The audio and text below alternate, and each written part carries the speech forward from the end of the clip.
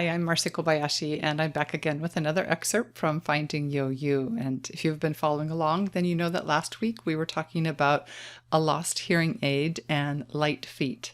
Well, this week I'm going to share one of Otosan's hobbies. So let me jump right in. When we first decided to bring Otosan to Tokyo, we hadn't thought about what he would do every day. How would he spend his time? It was easy to convince him to come because he thought it would only be for a few weeks until the winter months were over. At least that was the excuse we gave him so that he would come willingly.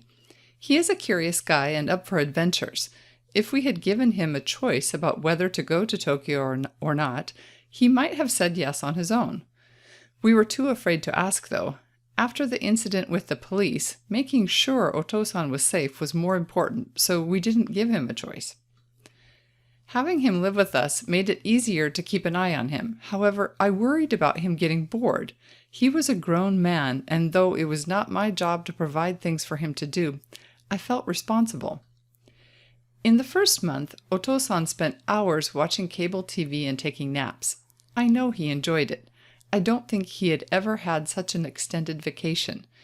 Being a farmer, Otosan always had something to do on the property. Now he had nothing to do. Once Otosan figured out how to get in and out of our condominium, he ventured out on walks. First, it was only to the convenience store to buy a newspaper. Then he started walking several blocks to the Asagawa River Bridge to check on the fish. Sometimes he would walk the other direction to Fujimori Park. I was impressed by how eager he was to get out and exercise. Sometimes he would be out for several hours. Then, one day, I realized what he was really doing. Let me back up.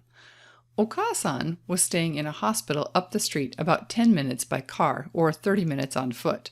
I went to see her every day, and in the beginning, Otosan came along.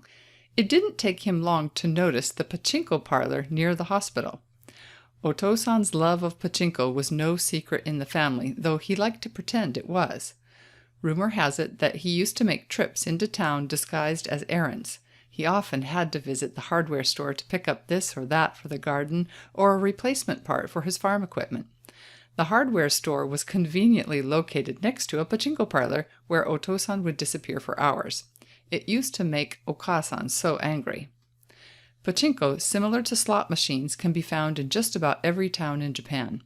It is similar to a pinball machine in that you're trying to direct the little silver balls into the right hole that will win you even more balls. If done right, the machine will spit out buckets of tiny silver balls. The more, the better, because the more tiny balls you win, the more money you take home. Let me be clear. Pachinko is not gambling.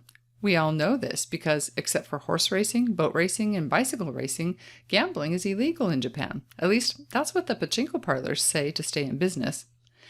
Technically speaking, the parlors are correct, and playing Pachinko is not gambling. You pay for a bucket of balls and then play the machine with these balls. If you are skilled, or lucky, you hit the jackpot and balls come pouring out. You are a winner and now the proud owner of a bazillion little silver balls. Fortunately, the shop will trade these balls in for vouchers. It's a thoughtful service because it would be difficult to carry so many buckets of balls home.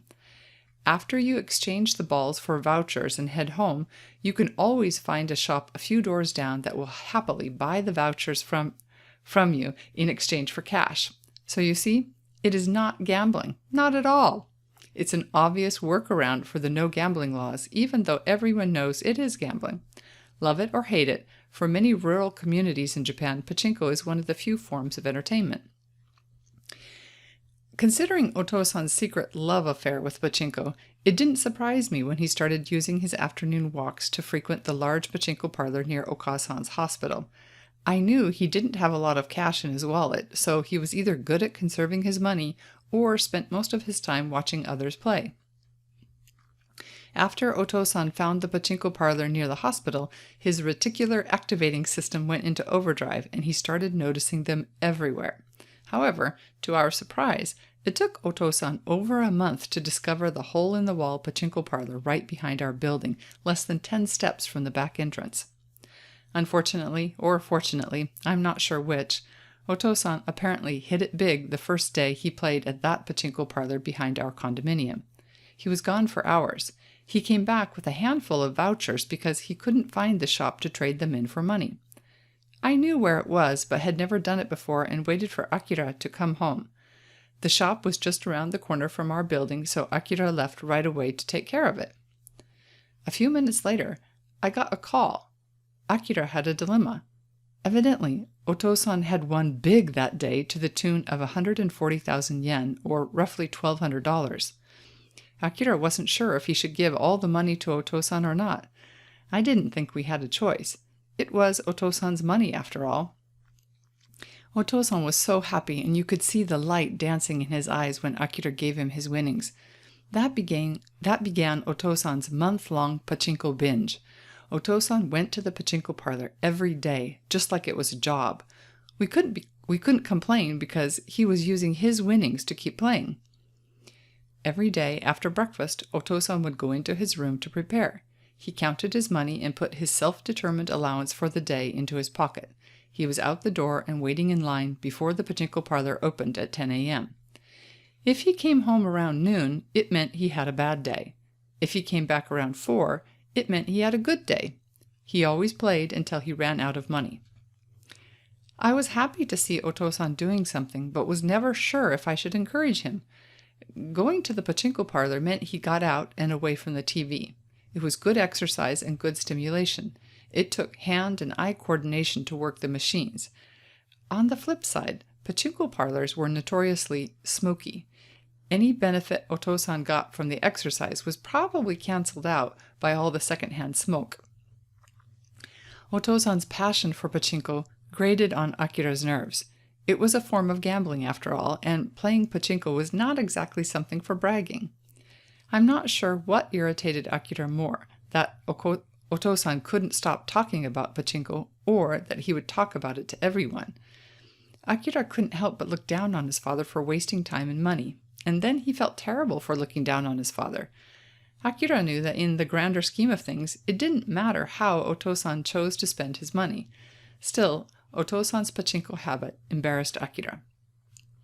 Eventually, Otosan's winnings ran out. He tried to ask me to withdraw money from his account, but I was conveniently busy and kept forgetting. Fortunately, a few weeks later, not long after Otosan's money ran out, the pachinko parlor behind our building closed. Poor Otosan. Poor me. Once again, Otosan had nothing to do during the day, and I felt responsible for helping him find a new hobby. Okay, that's all for today, and I will share more about Otosan's hobbies and how he spent his daily life in later episodes. Thanks for tuning in. Bye.